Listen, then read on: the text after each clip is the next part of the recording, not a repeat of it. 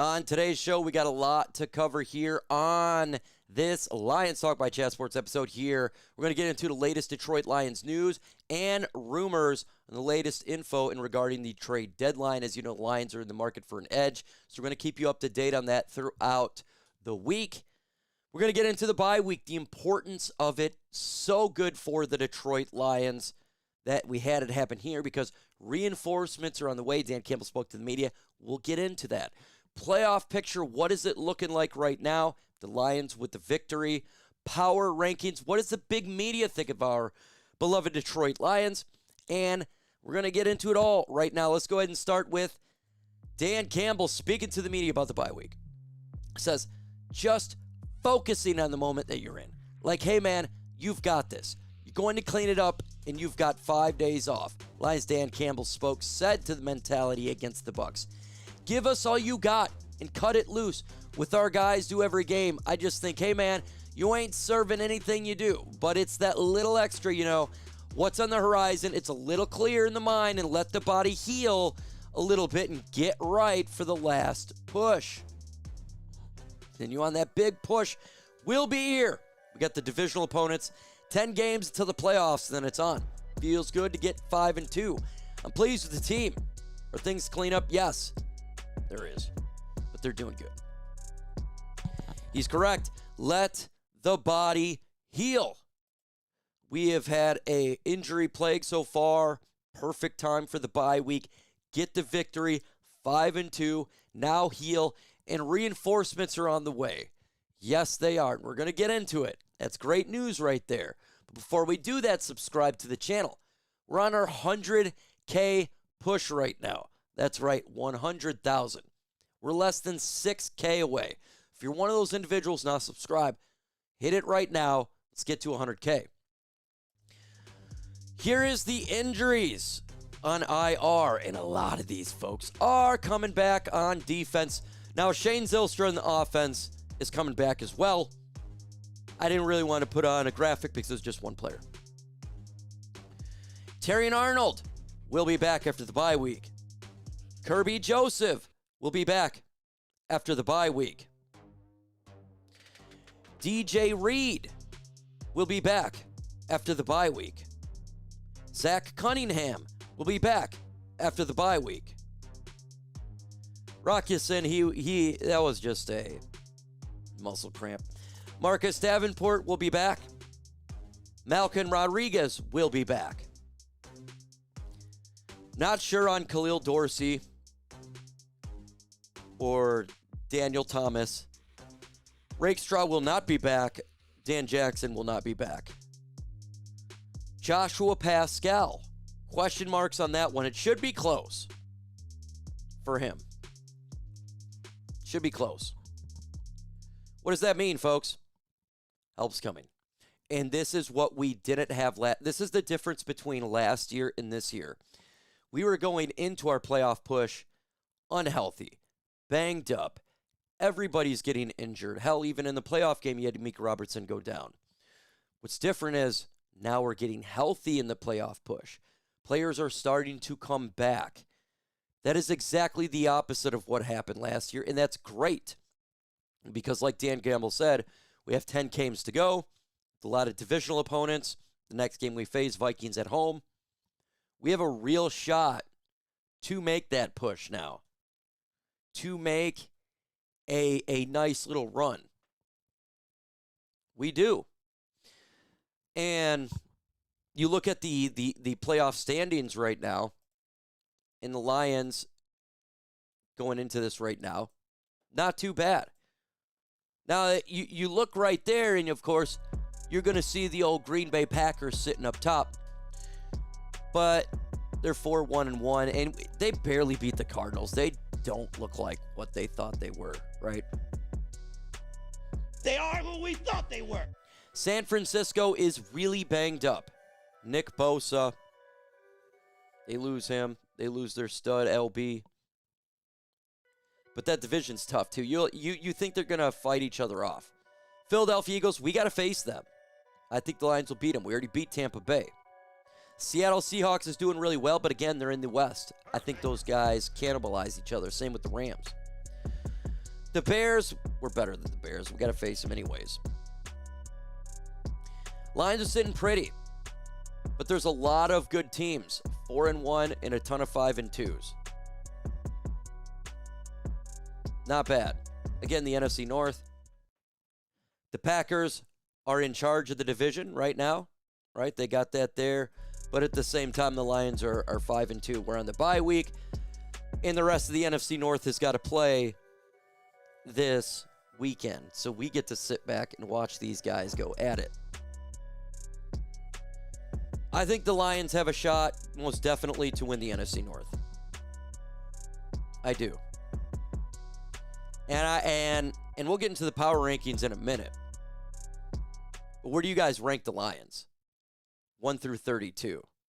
If you have them at 1, you have them above the Green Bay Packers. I think the Lions will win the NFC North. And I think the Lions are a top 3 team. I do. I think the Lions are right there with everybody else, and they can beat anybody. Anybody. And the power rankings have changed, right? You lose. It's crazy. You could be number 1 one week, you lose, and you're out of the top 10. That's how it works. I like to be more stable in it, so you're not seeing fluctuation like we're seeing here. But, the NFL.com had the Lions as 1. Moved up from 1. ESPN has them at 1. They moved up from 2 to 1. Athletic. See, this is where you got to be a little bit easier, right? You go from 6 to 1. Come on, man. So +5.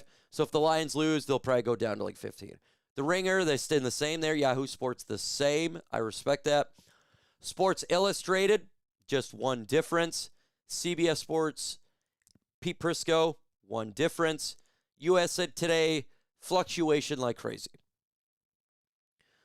So look, guys, that's why I think a lot of fans get angry when we lose. It's because in the power rankings you're going to be loved one day. You're going to be saying we're the best team in football. You lose, and you automatically jump out of the top 10. And the world's on fire. Then you win again, and then it switches. So I just put in there that the Lions are a top 3 team, right? You could put them wherever you want to put them. Top 3 team in the NFL. They got a lot going for themselves, right? So that's that. Trade rumors. That's right. It is that time, and it's happening. There are a lot of trade rumors. One name from CBS's Jonathan Jones said, I could absolutely see getting a deal done, is Arden Key. Jones wrote October 20, I'm keeping an eye on the Lions and the 49ers. Detroit had a strong interest in Key in the pre-draft process, and he had Niners Key in 2021. Yeah, he had him. They're say watching for Arden Key. Last year's trade deadline, I was about Arden Key. And it makes sense. What would it get to get an Arden Key? 5th round pick. Maybe a 6th round pick. Not that big. The Lions got that. 2 6, 2 7s, 5th, 1 2, no 3 and a 4. And apparently we can get a 4 off a crazy injury due to DJ Reed. It's a weird thing. But that's for sure a possibility. What would it cost, though? Key is on his final year of his 3-year, $21 million deal that is inked with the Titans. He had a cap hit of just under 9.3, which is not crippling. It is not. Right? Last year's Marcus Davenport was 10 mil. 9.3 for Arden Key. He could be the key to open the door to the Lions pass rush, pun intended. I like him as a pass rusher. I think this would make a lot of sense. It would be a low-key trade for the Detroit Lions. It's not going to cost a lot. And the Lions, I think defense would be ridiculous at that point.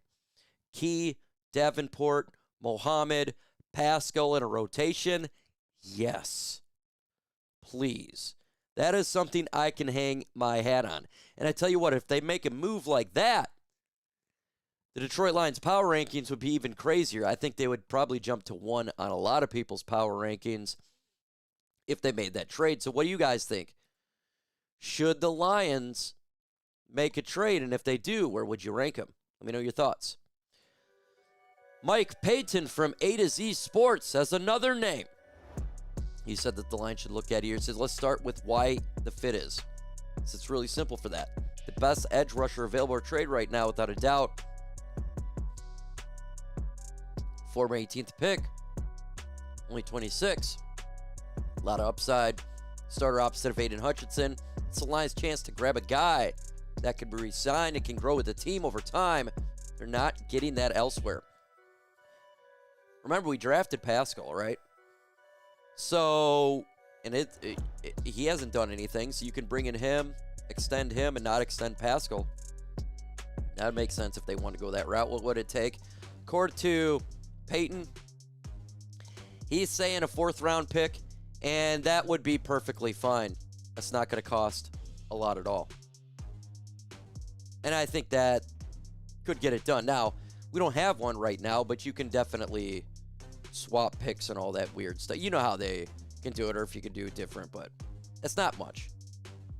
Or they can do, maybe they just, hey, we're going to trade you Joshua Paschal and a 6th-round pick for Jealan Phillips.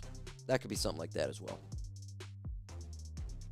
Again, a move like this would make sense. It's a low-cost move, financially, draft pick-wise, giving up assets, and it'd be a net positive. It'd be a young player to continue potentially to grow with. It makes a lot of sense if you ask me, and I really would like the Lions to make a move. I think that would kind of finish the defense up, and personally, I would be extremely happy with that one. But give me your thoughts in the comments. With that said, folks, adios.